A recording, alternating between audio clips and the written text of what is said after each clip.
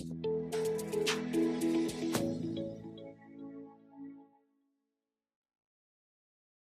yo, what's good, everybody, man? Welcome back to Coded Black Season 3. Today we got the goddess, Samantha, in the building. How you doing, Queen? I'm doing well. I'm blessed. How you doing? I'm doing well. Can't complain. I appreciate you coming on the show. Thank you for having me. I'm really happy to be here, excited to talk about whatever it is you want to talk about. We're going to talk about a lot today. Well, first off, we got to touch on these four titles that the sister got. She's a certified holistic health practitioner, Yes. a full spectrum doula, an endometriosis expert, educator, and survivor, and a Reiki practitioner. Yes. Man, we got to clap it up for it, y'all. We got to clap it up. You know what I'm saying? I do what I do. I do what I can. So let's touch on this. I want to jump right into it. Okay. Let's touch on this Reiki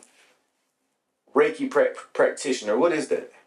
So Reiki is a form of healing. It's like a healing practice where I can maneuver energy through my hands and energy through someone's body.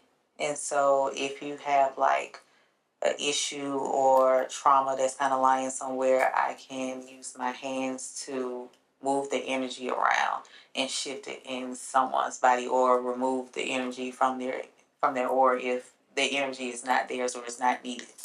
That's what Reiki is. Okay. Because I know I used to see that a lot, like just through passing and on Instagram and stuff like that. And I always wonder exactly what it was. Yeah. Okay, so that's cool. And then now let's back up. I just wanted to touch on that right quick, dog.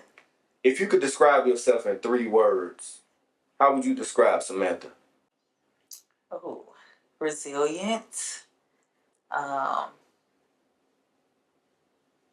blessed, honestly, and fiery. Fiery. Yeah. Okay. That's what's up. I mean, I think all black women got a little bit of fire in them. You know what I'm saying? Yeah, Some more than others. I'm spicy, so. A little spicy. Okay, that's what's up. So I wanna dive into the different types. So the first one, you said you're a certified holistic health practitioner. What exactly is that? So I am not a doctor, not a physician. So I can't diagnose someone with an illness or a condition, but I can help treat it holistically or herbally or with spiritual practices. Okay. So yeah, I won't diagnose you, but I will help you if you so need it holistically. For sure. Okay. Full spectrum doula. What is that? So I am the mother's spokesperson, basically, and the father, if the father is involved. So I am the person who helps to speak up for the parents when they are going through becoming parents, through birth, through labor, through postpartum, when they are at the hospital and they may not know like birth rights. I'm the person who can speak up for them. I basically help take care of mom. And so help her through her labor, through birthing. Before we get to labor, we do a lot of preparing to be a mom, especially if it's like a first time mom. Just kind of going over just different stuff, breastfeeding, learning about different stuff like that. But I'm going to shift to fertility. Like fertility is going to be my main focus when it comes to being a full spectrum doula, because I've had problems with fertility, and so I want to be able to help women get pregnant. And if they want to keep me throughout their journey after we've gotten the baby in the oven, then they can keep me for, the birth and the labor and postpartum. I think that's so beautiful. Like because the horror stories, and we don't have to go into detail about that, but we know the stories of black women when it comes to the whole pregnancy process, giving birth. I think that's beautiful. On top of the fact that you are a black woman, and I know other women as well, maybe doulas and stuff like that, but I think that coming from the standpoint of a black woman, you kind of got more of a firsthand, not kind of, but you have more of a firsthand outlook on what needs to be done in that process. I just had my first birth. A word? It was amazing. Congratulations. That's what I'm talking about. Yeah. It was with my cousin, so it was extra special because it's my cousin. This is my first time ever seeing a baby be born, first of all. I've never in life have seen a child be born. And it was so beautiful. You know how people say, like, really childbirth is like a miracle? Like, it's a miracle to be able to see, like, how a woman's body can maneuver and, like, birth a human being. It's definitely be respected. Fathers, don't miss it. Be there. Down below. Watch it happen. It's the best thing you do. It's the best thing ever. So, yeah. That's what's up. Yeah, I can't wait for my next one. That's what's up. And you know what? I've heard men say that it's a different experience when you actually see it. Yeah. It's a different connection. Yeah. That's dope. Yeah. That's dope. Okay. I can tell it was for her husband. I could tell, like, we all was crying. Man. Everybody in the room was crying. It was beautiful. That's to be respected, man. It's to be respected. Yeah. I've never seen it in person, so that's dope that you got to. Yeah, y'all gotta. My dad didn't see me and my brother come out. He was in the room, but he didn't see it. Yeah. I think it's important for you to see it so that you can really. I think it adds more of a different layer of respect for the mom, knowing that her body maneuvered through all of that to be able to push out a human being that you're gonna be able to love and raise and, like, enjoy. It was great. Man, that's beautiful, man. Yeah, man. Cause I love when black women support each other. Man. Yeah. I love that because it's like it's needed. We need brotherhoods, obviously, but we definitely need sisterhood. Yes. Cause you get that extra nourishing that a man probably can't really give you naturally. Yeah. So that's dope. So we touched on what a certified holistic health practitioner is, a full spectrum doula. We talked about Reiki. You're a Reiki practitioner. Now let's touch on at your discretion. You're an endometriosis expert, educator, and survivor. What does that entail? I'm at your discretion. Oh no, we talk about everything. It's a whirlwind, y'all. So, endometriosis is a reproductive disease that basically causes women to have. Let me break this down. I'm trying to break it down very simply because it's kind of complex. Okay, so when a woman has her period, the lining sheds, and that's the blood that we see. When you have endometriosis, all of your lining doesn't shed. And so it'll stay in your body, and it's kind of like your body is harvesting old blood from that lining, and then that blood will turn into tissue, and then that tissue will start to attach to different organs and can cause all the organs to kind of stick together. Kind of looks like a giant spider web almost. And so it can cause, like, debilitating periods. It causes fertility problems. It causes a lot. Faint spells, just flares throughout the month. It's not the prettiest disease to live with. It's kind of still a mystery, quote unquote, because a lot of doctors don't really know how it starts. They don't really know if it's genetic. And so they can't really pinpoint to where you should kind of start, and then trying to get a diagnosis takes forever. It takes, like, on average 7 to 10 years to get a diagnosis. And then if you're black on top of that, it can be a lot longer. And so endometriosis it's real complex because once it starts to manifest and all of the tissue starts to connect to different organs, then it can travel. So, like, there's women who have endometriosis, like, not only in their reproductive spaces, but they have endometriosis that has traveled to their heart, or it's traveled to their brain, and so, or traveled to their lungs, making it hard for them to breathe. So it just all kind of depends on the person and where it is and, like, the stages, because there's 4 different stages to endometriosis. But at its basis, that's what it is. Wow. Okay, so wow, that's a lot. Yeah, that's heavy. Man, so you said, okay, so you're an endometriosis expert, an educator. Obviously, you just gave us a brief education. I can definitely tell you know the ins and outs of it. You're also a survivor. I think that that's beautiful. For me, following your page and everything, I think that that's beautiful. That you took it upon yourself to educate in that field as well. You know, I couldn't find any black women that had endometriosis when I was diagnosed, and it's been 10 years since I had my diagnosis. And the only black woman I knew was Tia Mowry. Like, I've heard her mention it before, but I didn't know anybody else who had it. And when I was diagnosed, there's a Facebook group called Nancy's Nook, and it's for people who have endometriosis, but a lot of the women in Nancy's Nook are white women. They're like in their 40s to 60s, like in that age, and they're just kind of finding out that they have endometriosis. Like, a lot of women tend to find out when they're trying to have children, and then they can't get pregnant, and then find out that's the reason why they can't get pregnant. And so I just felt like, because I couldn't find any black women who had endometriosis or who was talking about it, I figured maybe that's the reason the spirit gave it to me, was so I could be a black woman that was talking about it. And I kind of just went from there. But that took a lot of time to even get there, to start talking about it and being an advocate for it. In your research of endometriosis, do you feel like your research has helped you? Yeah, and no at the same time. I feel like my experiences was the biggest teacher, because it's like there's research, but it's not a lot of research.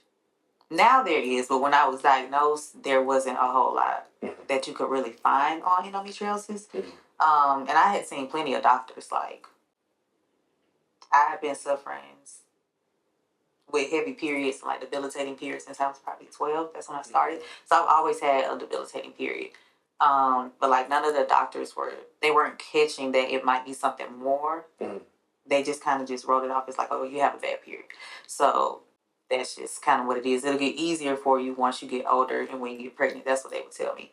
And so it wasn't a whole lot of research that I was finding on endometriosis. It was kind of like I was walking in it and just trial and error, and what kind of worked and what kind of didn't work. And then once I started kind of advocating, then I started meeting other black women who had it. And then I started meeting other black women from mostly other different states, because I don't know a whole lot of advocates here in Georgia. But in other states, that's kind of how I started getting connected, with like knowing other women who have endometriosis. And then we just kind of started talking, and I guess that you could count that as research when we started having conversations and started like putting like all of our experiences together and started realizing, oh, we kind of have similar experiences. It's just the doctors is kind of just writing us off, because even if you ask for an endometriosis diagnosis, or like if you put it on the table that might be what's wrong with you, they're gonna dismiss it. And a lot of times they want you to have a hysterectomy versus like really trying to dig deep and see like what they can do to help with the pain and everything that you're going through.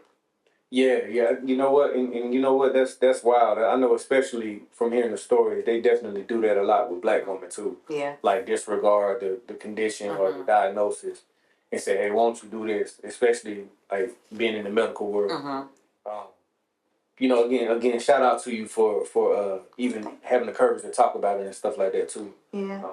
Do you feel like diet or eating habits, lifestyle play a part into the solution or the problem of endometriosis? Not saying like your diet causes it, but like, does a eating would your eating habit help it? Yes. So no diet won't cause it, but diet will help it tremendously. And so with endometriosis, it's an inflammatory kind of thing.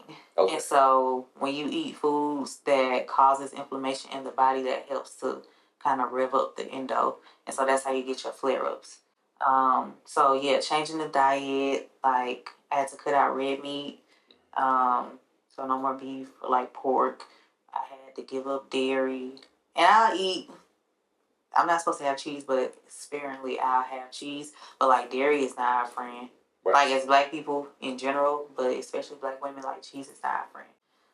And that causes a lot of inflammation in the body. So I had to give that up. For a while, I gave up all meat, actually. And I just did like a lot of juicing.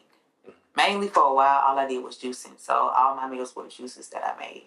And that really helped. But adding like herbs to my diet, like oregano and stuff like that, basil, rosemary, that helps because like oregano is a good anti-inflammatory, just like basil and rosemary. Those are like good anti-inflammatory herbs. So it's good to put in your diet. Like sea moss. Sea moss is good to put into the diet. So I love sea moss. yeah, y'all should get y'all some sea moss. Get y'all some capsules if y'all don't want to put it in your food. Right. You won't really taste it, but I mean, I feel like sea moss really ain't that bad. yeah, but I guess to each its own. Yeah. You know what I'm saying? Like, you know, some people that like herbs is just like right. Just like the nastiest thing they ever had in their life. So you know, and that's dope. I love oregano too. Yeah. I'm thinking maybe I use oregano in almost everything I make. If it's a savory flavor that I'm making in my food, I'm using oregano. Yeah. Oregano's chickpeas, good. all that. Yeah. A lot of people don't know that it's good, like a good anti-inflammatory. So like I didn't know that until you just told me. It's good for like mucus. Like if you get like oregano oil, and you take like a half a drop or like under the tongue, it burns. So if you're gonna put it under the tongue, no over it, it's gonna burn. You said it burns, huh? It's nasty. It works though, but it's nasty. Yeah. Or you can put it in juice or water, you know, to dilute it a little bit. But it helps like with mucus. So like if you have mucus in your body, you just take some oregano oil and it'll start coming right up. So it helps. It's good for that. If you're having like cramping, it's good for cramping. So like especially if you're having your period, you can rub oregano oil on your abdomen and it'll help to subside the cramps. But also taking it by mouth will also help that too. It'll also help to calm down cramping if you like have really bad cramps during your period. And it helps to get rid of BV and yeast. And ladies, y'all know. What's BV? Bacterial vaginosis. And so, like, well, y'all probably don't know this, but women, we know. When you have BV and yeast infections, the doctors will give you antibiotics. The antibiotics will treat it, but it will give you the other. So if you have BV and they give you an antibiotic for it, the antibiotic's going to give you a yeast infection or vice versa. And then you just in this continuous cycle between BV and yeast. And you don't know how to get out of it.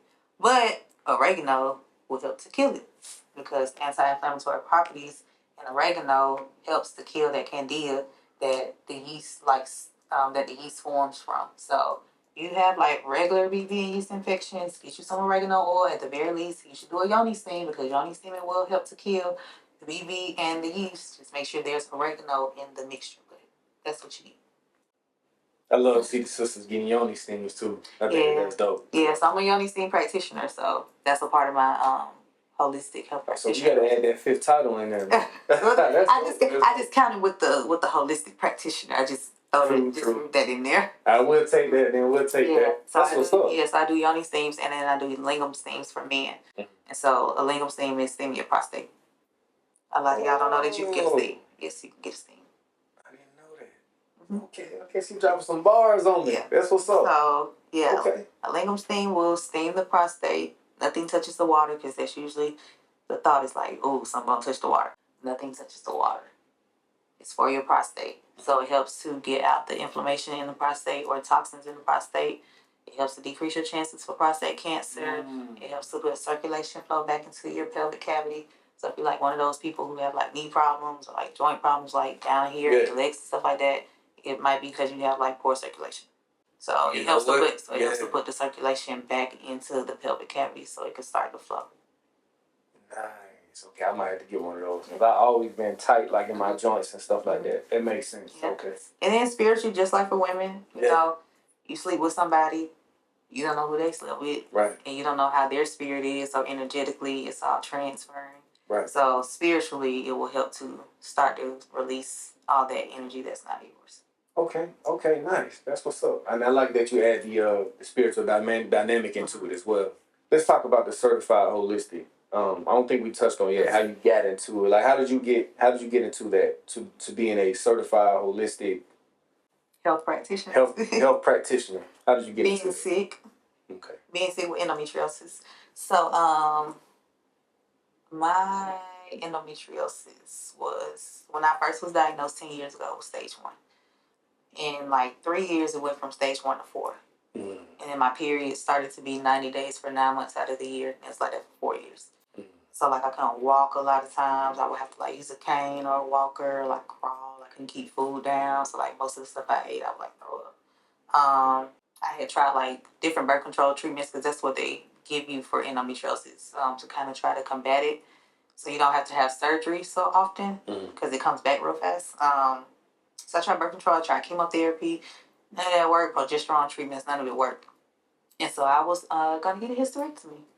I was like, forget this. I'm tired of having a period. Like I'm on my period basically all year, and nobody can like give me anything to help stop it or make it regular or something. And so my doctor, she didn't want to give me a hysterectomy, but she was like, I know what you're going through, so if that's what you want, I'll do it for you. And I had 3 hysterectomies scheduled, cancel all of them because in my spirit, so I'm just like, don't do it. And after I was super sick, my doctor suggested that I go to just try holistic. So she was like, I don't know what else to try for you. She was like, I feel like we done tried everything, and then the stuff you don't want to try, I'm not gonna force you to try. And so she was like, well, try holistic medicine because you got nothing else to lose, so you might as well just try and see if it works. And then I also sidebar, had a reading done with the Hood Healer, Imani. They got her. I love Imani. Shout out to Imani. I love Yeah. you, girl. She had told me like a lot of stuff about like my diet, like cheese. Like she was telling me I need to let cheese go and stuff. But she told me like I needed to kind of cut out meats and stuff altogether, and just was telling me this different stuff that I needed to try and like to stop with the Western medicine. Like she was like, you need to just get into holistics. And once I started trying holistic medicine, I started with like herbs, like red raspberry tea. I feel like that's like everybody's introduction when especially you have like menstrual problems. Like red raspberry tea is your introduction into herbs, and so I kind of started there. But like, I'm not one of those people where like you can't just tell me what to do. I like to read, so I like to do research. So I just started researching like a lot of stuff, herb wise, and just kind of like dived into learning about herbs, and that's kind of how I started.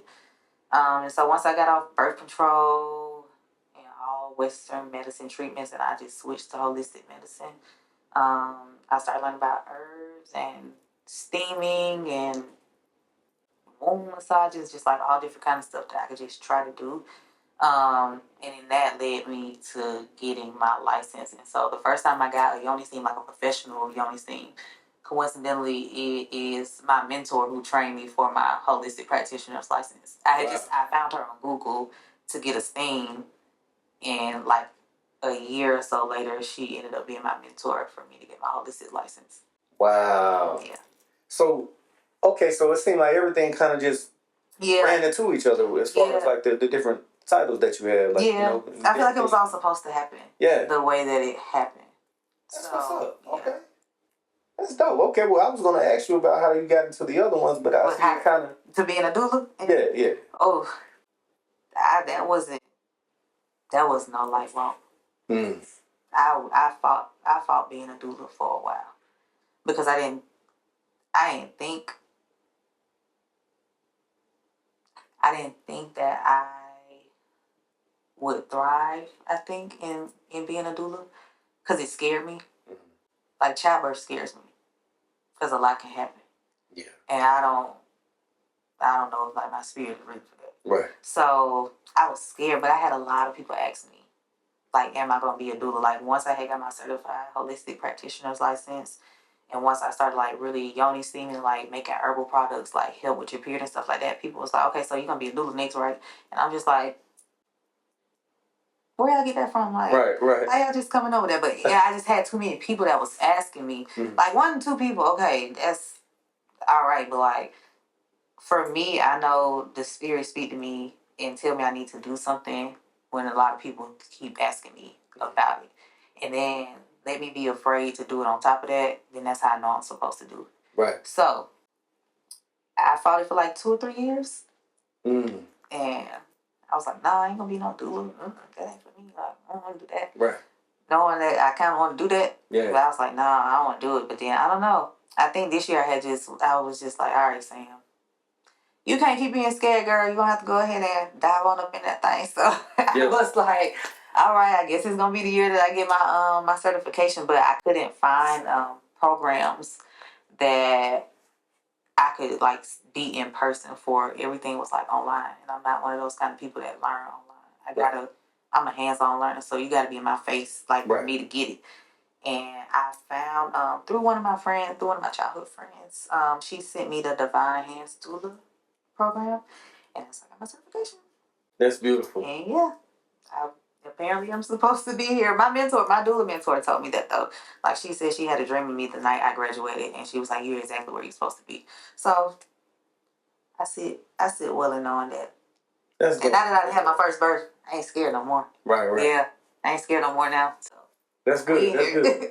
We in here. We out here, you know what I'm saying? Nah, that's dope. I think that there's a lesson to be learned in that as well, and I think that other young black women out there can really use that, because sometimes, man, when you off your purpose, man, it's all type of stuff that makes you fall out of alignment. Yeah, you know, right.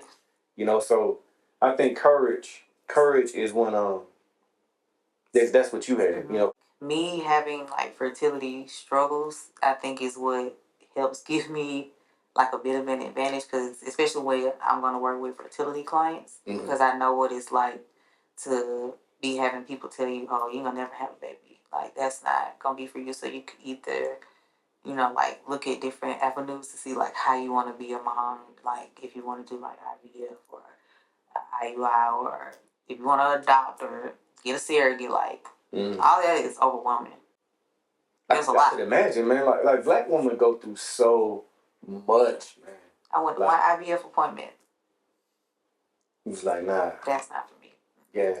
That's not. I don't think God want me to be a mom that way.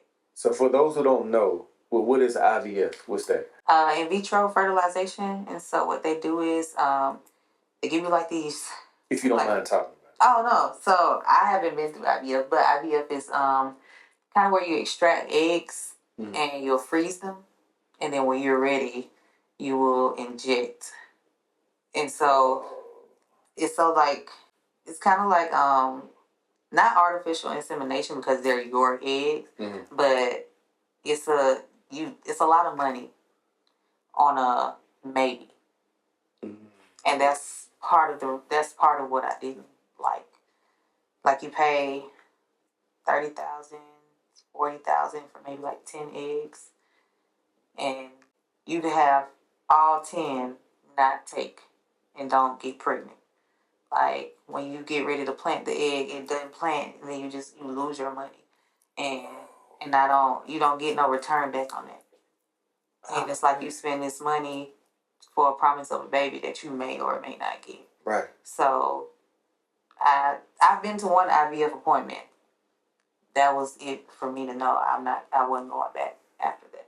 IVF, that's it's definitely, from what you're saying, it's definitely not for everybody.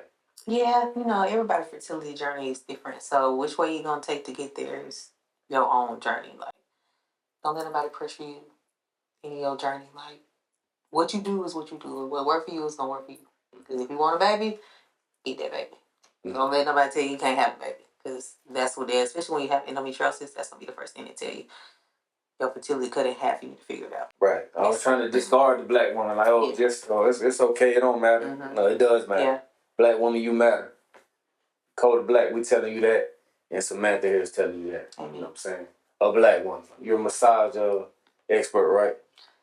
Yeah, by trade. I say I'm blessed by the spirit. By the spirit. I've actually received one of your massages before, and it was dope. Thank you. Because I think, oh yeah, no problem. I think the energy makes a difference when someone is touching you. You know, do you have a massage type that's your favorite? Like a favorite massage you like to give? I like scalp massages and foot massages.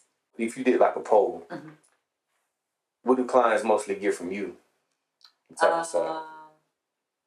They like full body massages. Most times deep tissue. Okay.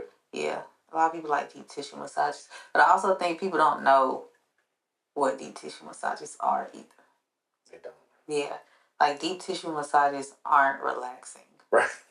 And I don't think people know that. A deep tissue massage is not relaxing. It is exactly how it sounds. Mm. Deep tissue. Right, so right. if you got like so if you got joints and muscles and stuff that's like super tight and you really need for somebody to work it out and you want a deep pressure, it's not fun. It don't feel good. Right. So a lot of people, I think a lot of people book deep tissue massages, but don't really know that that's what they booking. So, so I will say relaxing. Like as long as it's relaxing for them, then they okay. Like for me, like when I have a client, I always tell them before we start, like if you go to sleep, go to sleep. Because a lot of people don't want to go to sleep during a massage. They feel like they miss the massage when they go to sleep. Mm-hmm. And then I tell them, if you start snoring, it's okay. Like, please snore. Because a lot of people, they get embarrassed. And so they don't want to be snoring. Mm-hmm. They don't want to be on somebody's hip snoring all that and stuff like that. But I enjoy that because I know depending on how you snore, especially if you're naturally a snorer, depending on how you snore, I know which joints and which pressure lines and stuff I'm hitting. So, I mean, I need for you to snore. That's what you naturally do. Like, don't be afraid to go to sleep and stuff. But don't be afraid to go to sleep because you don't want to miss the massage. That's the purpose of the massage. Right. They're relaxed. Yeah, that's the purpose of the massage is for you to be relaxed enough to want to go to sleep and fall asleep. So, go to sleep. Right. It's okay. You'll know the difference when you wake up and you wake up feeling like spaghetti noodles. Right. And it's like, where am I and what happened? Right. And your body feel all loose and stuff. And then you get the best sleep of your life later on that night. You'll know then. You ain't got to be awake. Go to sleep. How do you balance out? Because you got like four or five different titles. How do you balance all of that out? Like, you have a way of... Like, say for instance, if you got a massage appointment, you may have a Reiki appointment, or how does your... How do I guess flow? how do you how you flow with that schedule? Yeah. It all kind of depends on how many people I have in a day and what kind of services they want. So like, if I have somebody that's getting like a yoni steam, like one client might be getting a yoni steam, but I might have another client that needs a massage. If because I work at a spa Thursday through Sunday, so if I'm at the spa, I'm doing 2 services at a time. So, like my yoni steam client, we'll have our consultation, we'll talk, I put them on the pot, they know what to expect, I come and check on them, but that time on the pot is for them. That's for them to be able to do their own releasing without me being all down their throat. So once they're on the pot, I might go and do a massage. Okay. And so once I'm done with the massage, especially if it's the same amount of time as the scene, I come back and get them off the pot. We talk about afterwards, how they feel, what happened. But if there's like a home client, because I do a lot of home services, so I come to people's homes and I'll do the services for them. So it all just depends on how many services a client gonna get in a day. Sometimes I have clients who might get like a Reiki massage because I do a lot of womb Reiki. So they might get a womb Reiki with a womb massage and a steam.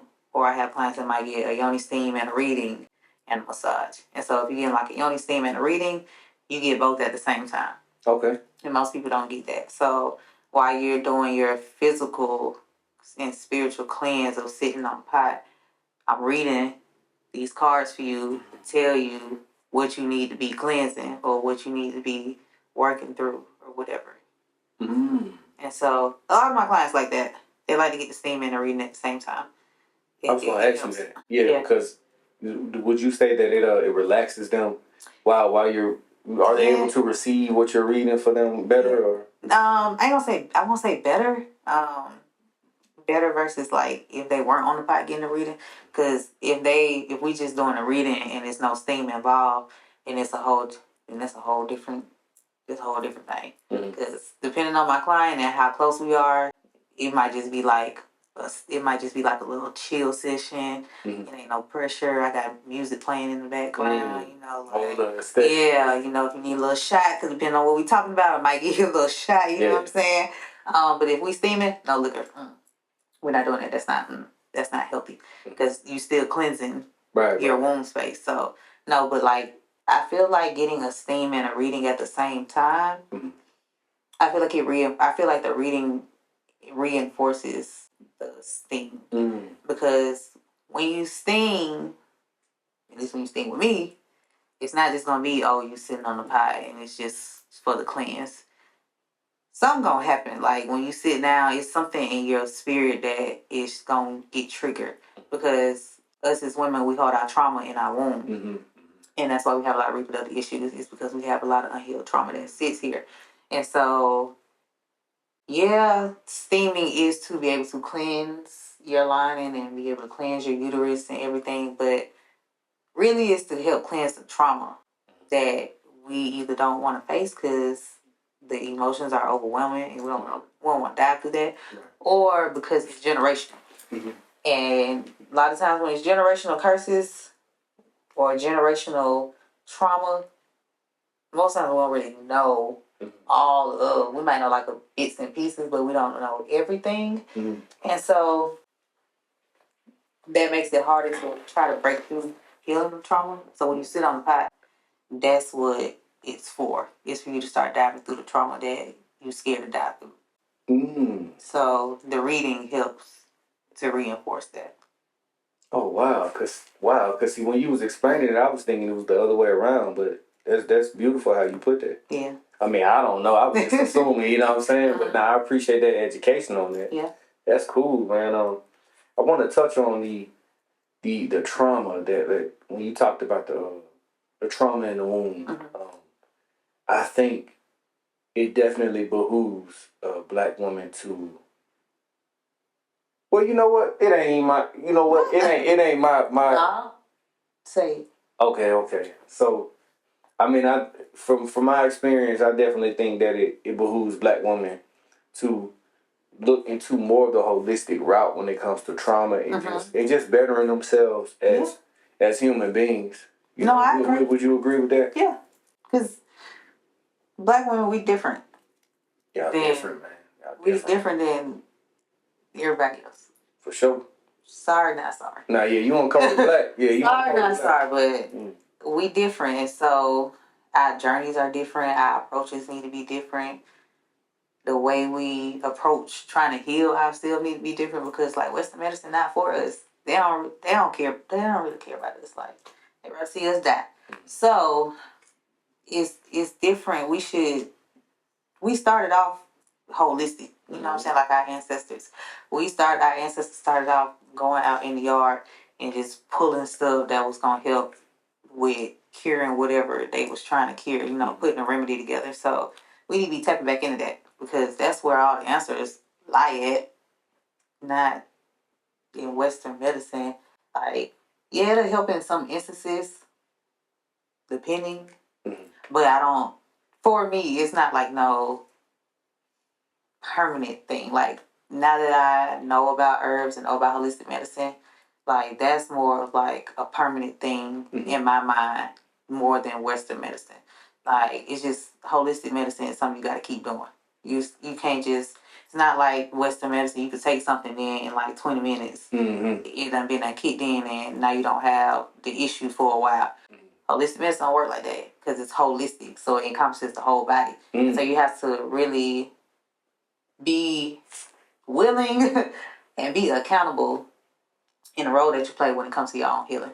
And that's what I try to teach women when it comes to like endometriosis. Like, it's a lot of stuff that come with it and it's horrible and we could blame a lot of it on the disease. But then you gotta look at yourself and be like, well, what did I do to contribute to the disease to make me have like a flare up or make me have like XYZ? So that's what I've learned the most when it comes to like my journey, is to be accountable and be like, well, Sam, you did eat. You weren't supposed to have that. You knew it. So this why you feel like this. And don't try to blame it on the endo. It's the endo fault. It's your fault. So I agree 100%. I agree. I think our people, man, we have, I think in certain areas we do lack accountability, especially when it comes to health. Yeah. That's one of the things we gotta tighten up in that area because, I talk about this all the time. I'm like, because I'm vegan.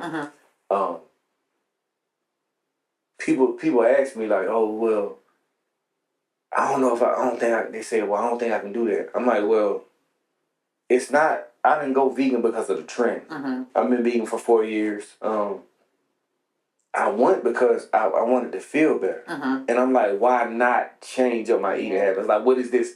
What type of damage is this gonna cause? You know what I'm saying? It was tough at first. Yeah, it's not.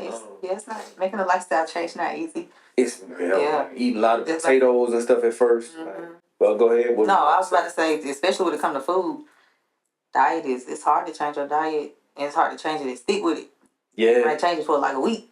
Yep. And then after that, next week you start back eating stuff that you know you don't have no business eating in the first place. So it takes a while, but once you get there, once you develop the routine and the habit, it ain't that bad. Right, exactly. Even vegan can be fun. Like I'm not vegan because a lot of vegan stuff got soy in it, and soy is not good for the endo. So if I were to say something like because I do eat meat during the winter time because I'm small, so I feel like I need the protein and the iron and stuff. So I eat more meat when it's cold outside. But like during the summer and the spring, like I'm vegetarian. That's what's up. Just give me a veggie plate. Yeah. And I'm all right. Yeah. Give me an acai bowl. Right. Really give me an acai bowl, and I'm extra okay. I don't need nothing else after that. That's all I need is an acai bowl and throw a little juice on the side. Man, what? I feel like I can eat those every day. Yeah, I can eat an acai bowl every day for dinner. I get out of pole class and be ready to have me a bowl. Man, and what? That'd be all I need. Speaking of pole class, you mentioned that. I seen like a large influx of sisters going to the pole classes. What does the pole class do for you? Like what does that do for you? His muscles. Okay, I see. No, it's playing. Pole gives me a lot of confidence. Because I started poling to help like open my sacral chakra. So y'all don't know, like y'all can hear the sirens in the background, but that's confirmation. Pole helps to open up the hips. And in order to start moving trauma, it sits in the womb space, you need to move hips. And that's something that a lot of women don't intentionally do. And so pole not only is like a good full body workout, because I used to do a lot of CrossFit, then I got sick. CrossFit used to make my periods start all the time, so I had to stop. So pole really helped me fall back in love with my body, because I hated how it looked, because I felt like I looked sick, and I ain't like that. So it made me fall back in love with my body. It made me fall back in love with rediscovering my natural sensuality, because I feel like I'm naturally a sensual person. And I feel like I had kind of lost that. I feel like endometriosis had kind of stripped that from me.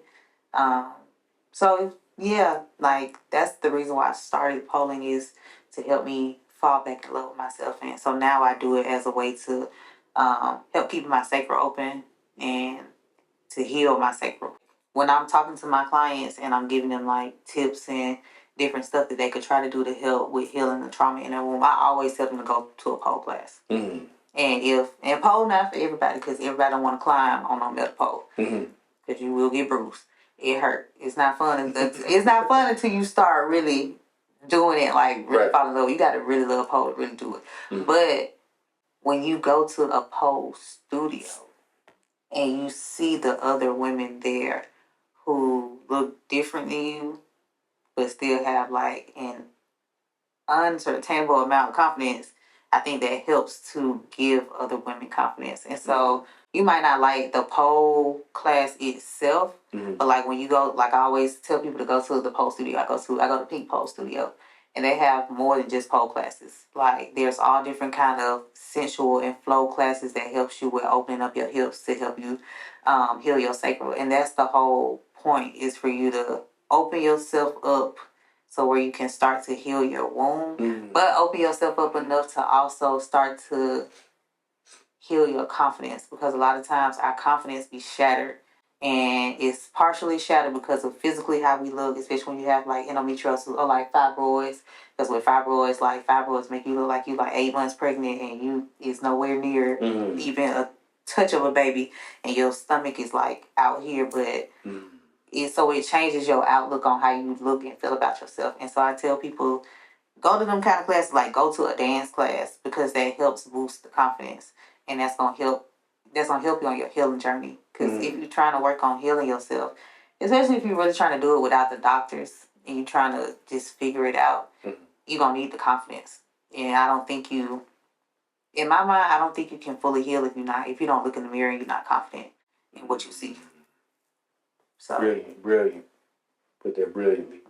And it's wild that you touch on that because I think us as men, I think we have the wrong education on women.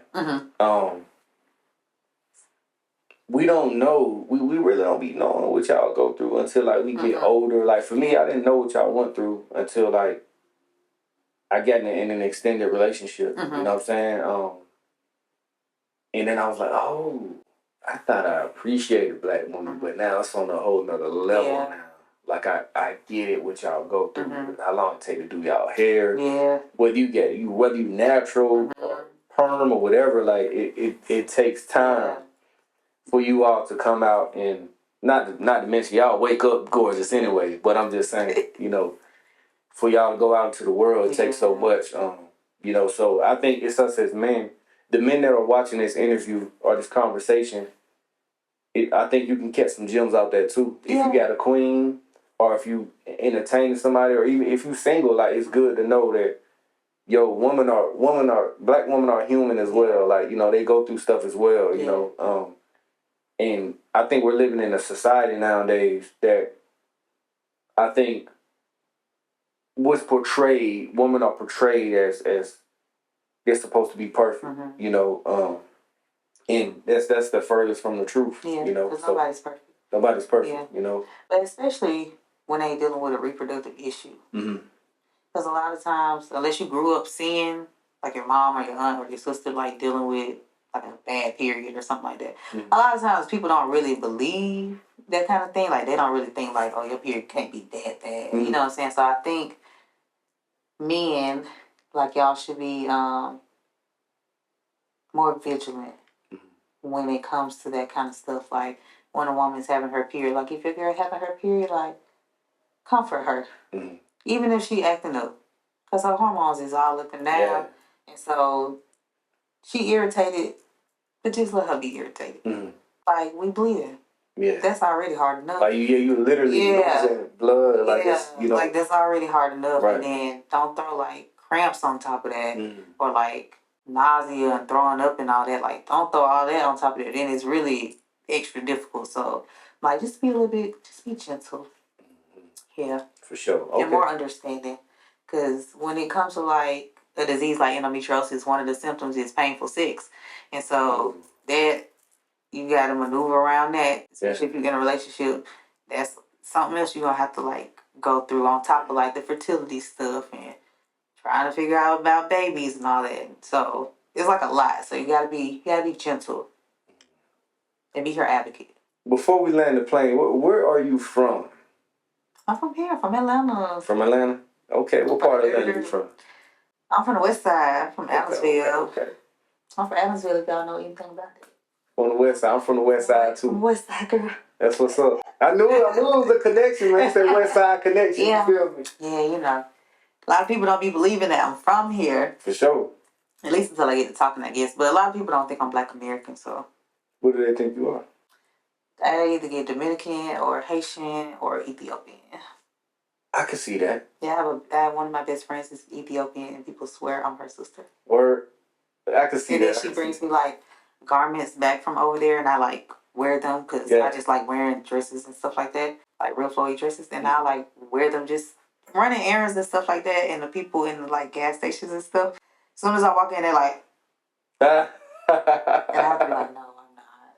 I'm from here, guys. Like, but I got friends who are from where you are, like of the Habersham community, like, so yeah. It might be in your roots. I said I was gonna look because.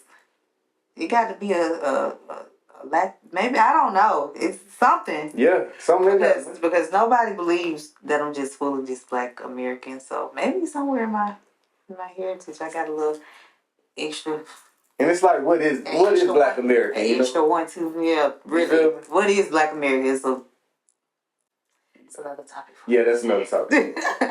But man, we're gonna go ahead and transition into these quick joints. So, first question: what are your 3 inspirations in life? Oh, that's a good question. My 3 inspirations in life. I think my personal healing is my highest inspiration. Cause you wouldn't have told me 10 years ago when I got diagnosed that I was gonna be here 10 years later, like healed, don't really experience all the stuff that I was experiencing. So I think my own personal journey is an inspiration. I think I'm inspired by the people that I surround myself with, especially like my mentors who kind of help me elevate, because they teach me a lot when it comes to women's health, womb rights, birth rights, just a whole slew of stuff when it comes to just being like the Black woman and caring for the Black woman. My 3rd inspiration,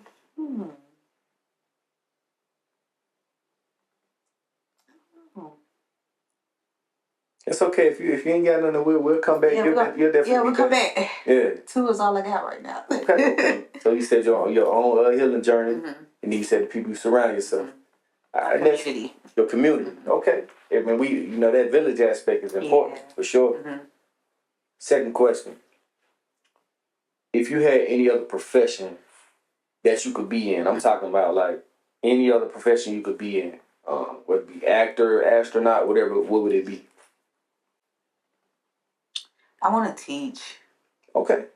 But like teach. So in my free time, I go to high schools and I educate them on reproductive health or endometriosis, like other reproductive diseases. How to advocate for themselves when they go to the doctor, if they feel like they have more than just like a bad period, even though bad periods don't exist, it's not a thing. So I teach them like just a lot about like womb health and period health and stuff like that. So that is like my dream job.